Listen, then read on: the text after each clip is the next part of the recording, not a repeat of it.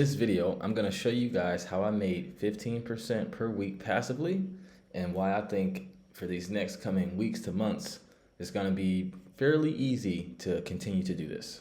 All right, so per usual, none of this is financial advice.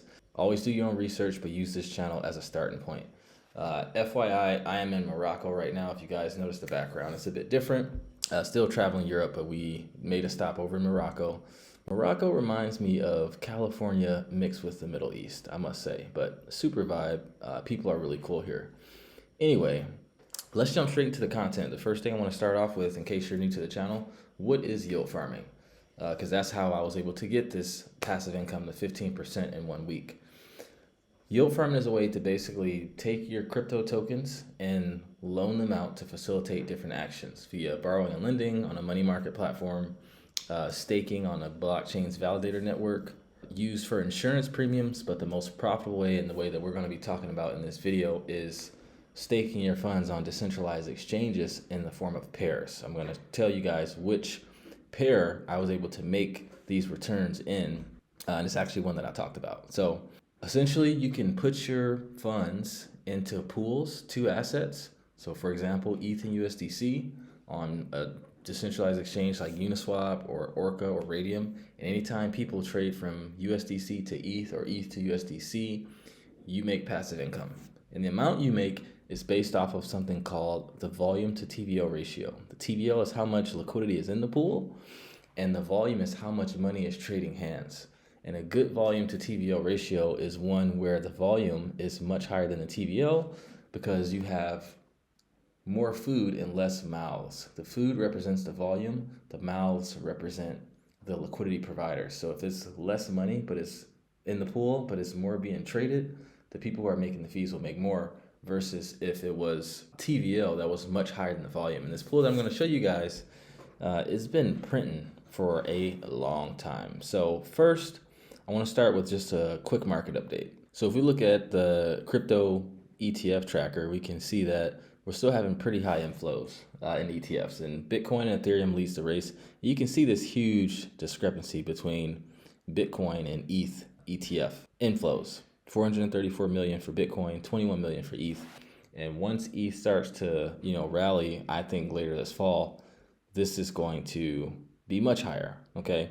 But as long as we're seeing institutions still buying ETH and Bitcoin, and they're still interested, that's a good sign. And if we look at the fear and greed index, we're pretty much in the middle, right? We can go either way. We do have the tragedy with Israel and Iran being at war. That's shook up the markets a bit. And my heart goes out to all of these people having to deal with that situation. But as an investor, you do have to look at things from a certain point of view. And if something's going to cause a lot of selling, whoever's providing liquidity for that selling is, making a lot of money. So it's good to position yourself, I think. So we're at neutral.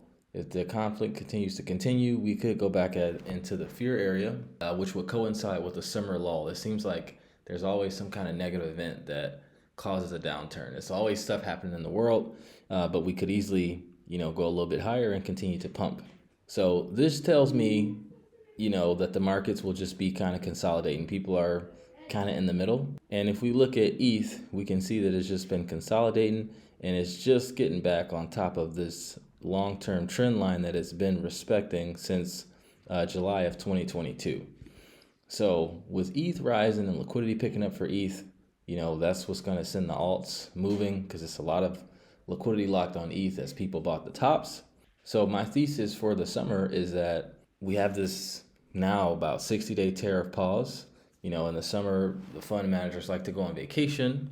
And, summertime is just always just a more chill month. Like the markets don't really do much for the summertime on average. So that means that if we're going to be consolidating, we can provide liquidity within tighter ranges. So the pair that I'm going to be talking about is ETH and SPX. And I've made many videos on this pool. I've been in it for over a year. And at this point, I'm playing with house money. But for this past week, this thing has been ripping and ripping hard. And it started to rip just as I went to tighten my range. So I got lucky. And, right now it's 15% because this has dropped. it was still up on principal, and right now as we speak it's 15, but when it was up here it was around 25ish before ETH is down 8%, SPX is down as well, along with Bitcoin, due to the geopolitical conflict that we're dealing with in Iran.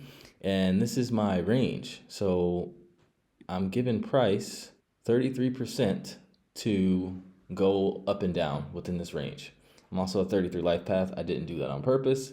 It just kind of happens. So I do still believe that SPX will be one of the top performing meme coins of this cycle. And this has just been a really good pool to be in, right? It's been paying me really, really well over the year. I've rebalanced a few times.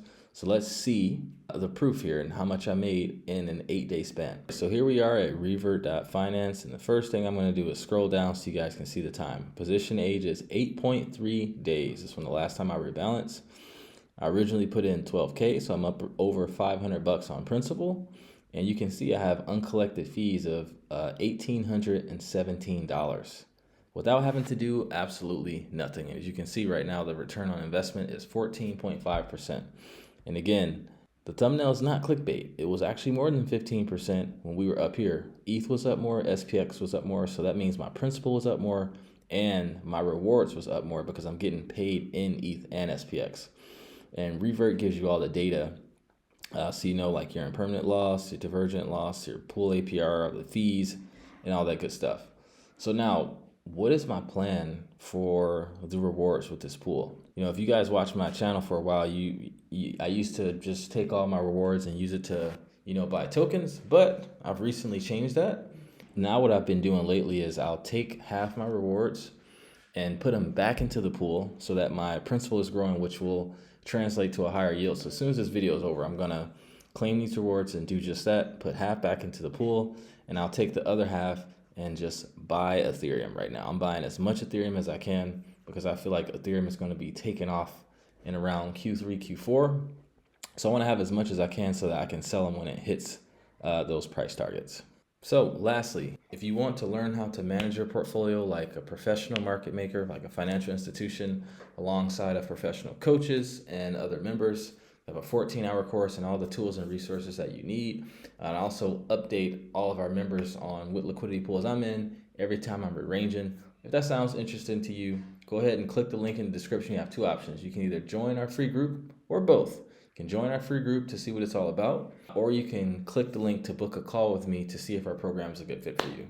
But with that, I'd like to conclude this video. If you got value, drop a like, drop a comment, share with a friend.